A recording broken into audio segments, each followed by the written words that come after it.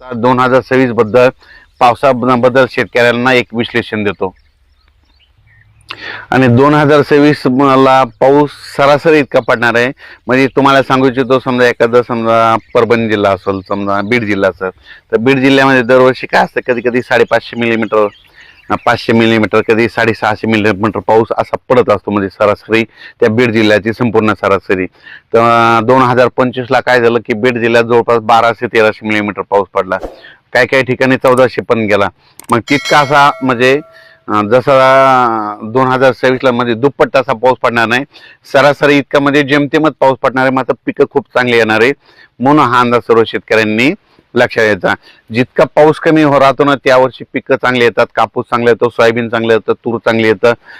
पांढऱ्या तुरीला चांगला उतार येतो, म्हणून हे सर्व शेतकऱ्यांनी लक्षात घ्यायचं। आणि जितका जास्त पाऊस तितका नुकसान शेतकऱ्याचं होतं। आणि 2026 जर सांगायचं झालं तर काय होणार, थोडा पाऊस कमी राहील, पण काय होणार आहे, सप्टेंबर ऑक्टोबरच्या दरम्यान जे परतीचा पाऊस येईल त्याच्यामध्ये काही काही भागाची सरासरी ओलांडून टाकेल, म्हणजे काही काही मग परतीचा पाऊस काही काही भागामध्ये ते देखील चांगला पडणार आहे, म्हणून हे देखील सर्व शेतकऱ्यांनी लक्षात घ्यायचं। आणि बऱ्याच मला शेतकऱ्याचे फोन आले की यावर्षी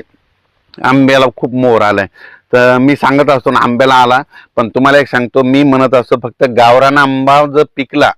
आणि टिकला तर त्या वर्षी पाऊस कमी पडतो, त्या वर्षी म्हणजे पाऊस कमी पडतो, दुष्काळ पडतो, असं मी स्वतःचा प्रॅक्टिकल अभ्यास आहे। आणि मग बरेच जण काय म्हणले की मेसेजमध्ये त्यांचं असं होतं की ते म्हणले की यावर्षी मग सगळे दुसरे पण कधी फुटते, तर तुम्हाला एक सांगू इच्छितो, फक्त मी म्हटलं गावरान आंबा, फक्त गावरान आंब्याचाच उल्लेख केलेला आहे। तुम्ही बघा दरवर्षी गावरान आंब्याला कधीच कैऱ्या लागत नाही, 2 वर्ष येतात तर 1 वर्ष लागत नाहीत, म्हणून हे लक्षात घ्यायचं। म्हणून यावर्षी बघा तुम्ही गावरान आंब्याचं निरीक्षण करा, तुम्ही ते दुसरे जे सरकारी आंबे त्याचं हे करू नका,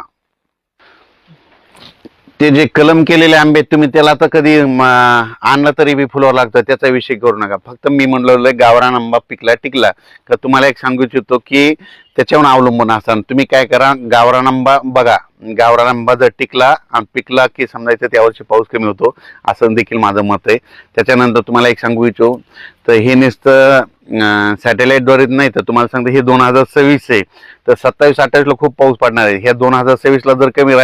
कमी होईल, पण पुन्हा 27-28 ना सरासरीपेक्षा जास्त पाऊस पडणार आहे, म्हणून हे देखील सर्व शेतकऱ्यांनी लक्षात घ्यायचं। तसेच एका शेतकऱ्याचा मला एक मेसेज आला होता की ती म्हणला की थंडी जर जास्त असली की त्या वर्षीच गावरान आंबे फुटले, तर मी त्यांना लगेच ते एक मेसेज मध्ये सांगितलं होतं, फोन करून सांगितलं होतं, ज्या वर्षी म्हणजे थंडी खूप झाली, म्हणजे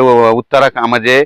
आपल्या उत्तरेकडे म्हणजे दिल्लीकडे, काश्मीरकडे खूप बर्फवारी झाली, त्या वर्षी थंडी झाल्यामुळे त्या वर्षीच फक्त गावरान आंबा मला फुलवारा लागला होता, आणि त्या वर्षी माझा पाऊस कमी पडलेला असे माझ्याजवळ सगळ्या तारखेवाही लिहून ठेवलेले, म्हणून हे त्या शेतकऱ्याला मी उदाहरण दिलं। म्हणजे त्यांना सांगितलं की म्हणजे उत्तरेकडे खूप थंडी झाली, बर्फवारी झाली, त्या वर्षी मग काय झालं की आपल्या महाराष्ट्रातल्या गावरान आंब्याच्या झाडाला फुलवारा लागला होता, आणि त्या फुलवारा लागल्यामुळं त्या वर्षी नेमका पाऊस कमी झालेला अशा माझ्यामध्ये नोंदी येतात, मध्ये लिहून ठेवलेलं आहे, म्हणून हे तुम्हाला एक सांगू इच्छितो। तर 2026 ला जेमतेम पाऊस राहणार आहे, म्हणून हा अंदाज लक्षात घ्यायचा। कमी पावसावर येणारी पिकं करा, म्हणजे त्याच्यामध्ये कापूस करा, तूर करू शकता, सोयाबीन करू शकता, लवकर येणाऱ्या जाती करा, लवकर येणाऱ्या जाती सक्सेस राहिलेल्या आहेत, म्हणून हे देखील सर्व शेतकऱ्यांनी लक्षात घ्यायचं। म्हणजे जे माझं म्हणणं आहे, निसर्गावर शेती केली पाहिजे। निसर्ग म्हणतो पाऊस जास्त आहे तर पावसावर येणारी पिकं करायची, निसर्ग म्हणतोय थंडी जास्त, थंडी येणारी पिकं करायची, निसर्ग म्हणतोय ऊन जास्त आहे